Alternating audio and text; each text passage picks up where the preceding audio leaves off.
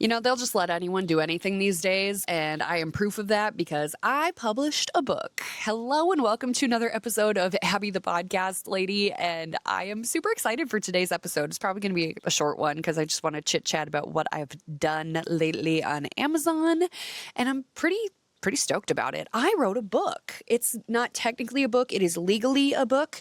It is a journal. So it is a book that you get to help write. So this is the podcast planning journal. Plan it, record it, and publish it. I am very excited about this. I have been a notebook girly for a long time. This has been my notebook of 2026 with all of my ideas and musings in it. But it's just lined paper. It is a notebook I got at my client's store that she happened to have, and I needed a notebook. So I bought that notebook. And is it good for getting ideas down? Yes, I think it is very functional. It's a notebook. They've been around for years and eons and millennia abound for ideaing. Not the main thing. Anyway, I've been writing all my thoughts and podcast ideas down in that, but the problem in it for me is that it is so scattered. Like that notebook I got right before I went to Podfest this year. So the first few pages are notes from Podfest, and then it goes into some like business coaching calls that I had. There's some chicken scratch in there from tax season. Like it is all across the board of just random notes from throughout the year. There's no organization to it. And I've been trying to like write down my ideas for podcast ideas, like podcast topics in that notebook as well, but they're just getting lost into the ether of the pages. And so I'm like, there's got to be a better way. And I didn't want to like tab all that up, and I didn't know how many pages to like set aside for the ideas. And even then, it wasn't sorted ideas. It was just like one sentence or one statistic. Like there was no guts to it. So instead, I designed my own podcast notebook because this is so much easier for me. So in this book, I'm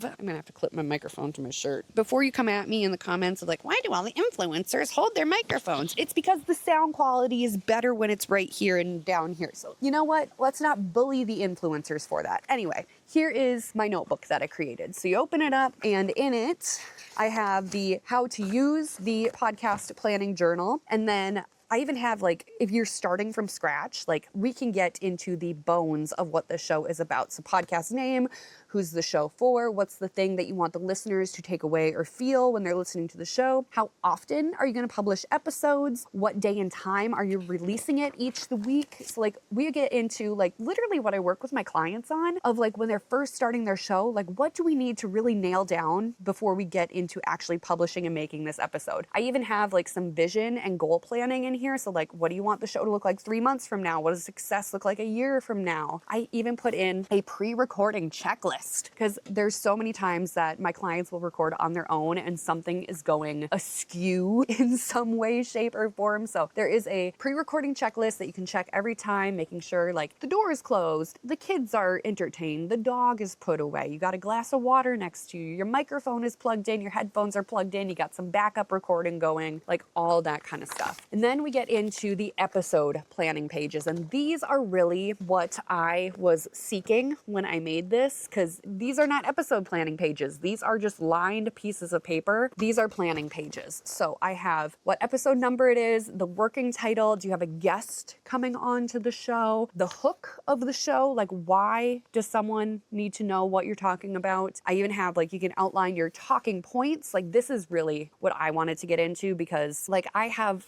a notebook full of talking points, but nowhere to organize them. So there are places to put your talking points. You have a call to action at the bottom. Like, what do you want the next step for the listener to be? Do you want it for them to buy your planning journal? Do you want it for them to go and purchase your online course? Do you have a freebie funnel you want them to go track down? Do you want to book a call with you? Like, what is your call to action for them? What date are you recording it? What date are you publishing it? And how long do you want it to be? Like, what are you shooting for here? Is it a 30-minute episode? Is it a 10-minute episode? If it's a guest, do you want to keep it under an hour? Like, what are you kind of planning for that? So it is not a place to script out the entire show, but it is a place to just kind of have the general outline because I am not a scripter of shows. I try to get my clients not to be total scripters as well. Some are, some aren't. It all depends. Everyone's style is so different. Everyone's show is so different, but I just like having an outline of what I'm doing. So this is that. And then we get to the post-recording reflection. And this is something that I really, really wanted to add in this book because I feel very strongly about it. So in this post-recording reflection, you can write down the episode number, talk about what went well in it, what would you like to change next time, and what was the best moments from the episode. Because I think if we reflect on what went well, like right now, what's going well for me, I have the book in hand and I'm showing you on camera. I think that's pretty dang helpful, because if I was talking about this book and not showing it to you in the video version of this podcast,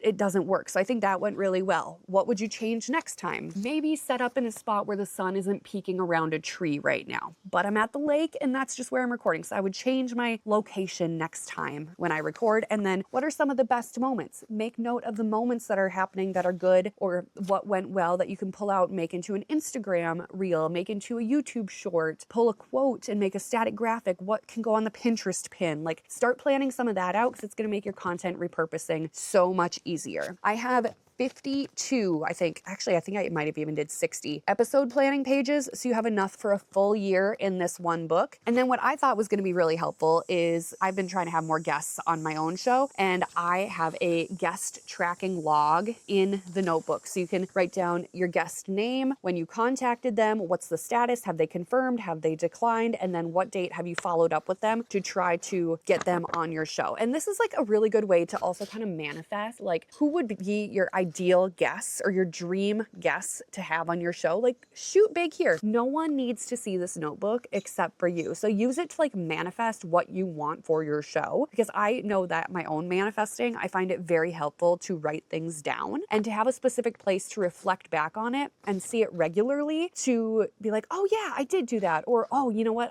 I should just shoot them a DM on Instagram and see if they say yes. Like, be delusional. No one needs to see this notebook except for you. So I have enough guest tracking in here for a full year as well. And then what I thought was really crucial is monthly reviews. So every month you can start this, like, it's August right now, month of August. What was the number of episodes I published this month? What was my biggest win for the month? What were some challenges? Maybe I was having a really hard time scheduling guests this month, or maybe I was having a really hard time like blocking out time to actually record the show. Like, write that down in the challenges, because when we recognize those problems, we can start to fix them. Like, the first step to solving anything is recognizing there is a problem and then taking little tiny actions to fix the problem in the long run. So I have that. And then I also have some goal setting at the bottom of like, what's one thing you want to change next month? Now, this isn't like, what's the total overhaul we're going to do next month on the podcast? No, what's just one thing? What's one thing you can fix and make better for next time, so we can all increasingly get better? We don't need to be perfect overnight. We don't need to build a whole set and redesign the whole set for the podcast every month. Just maybe it's one little thing you want to do differently is, I want to share it on Facebook. Maybe you didn't share your podcast anywhere this month and you're like, I just need to share it in one place. Share one episode on Facebook. That's a great goal to have. So I have enough in there for 12 months of reviews, so a full year as well. And then I did put extra notes at the back of it, just so you have like a place for the scratch ideas, because I know they come. I am a scratch idea person myself. I have 3/4 of a notebook full of scratch ideas from this year. So I wanted a place to contain all the scratch podcast ideas as well. But this is it. This is the podcast planning journal. And I am very excited that this is available. Even if I am the only person who ends up using this, I don't care, because I built exactly what I wanted for my own podcasting purposes. And I thought that there might be some other people in the world who would want to use it as well. So it is available for you on Amazon. The link is in the show notes below. This also makes a great gift if you ever hear your friends say, you know, I've always thought about starting a podcast, but I don't really know what to do, how to do it. Order them this book, ship it right to their door, and then just say, hey, I am impressed by you. I am proud of you for even expressing this idea out loud to me, and I want to encourage you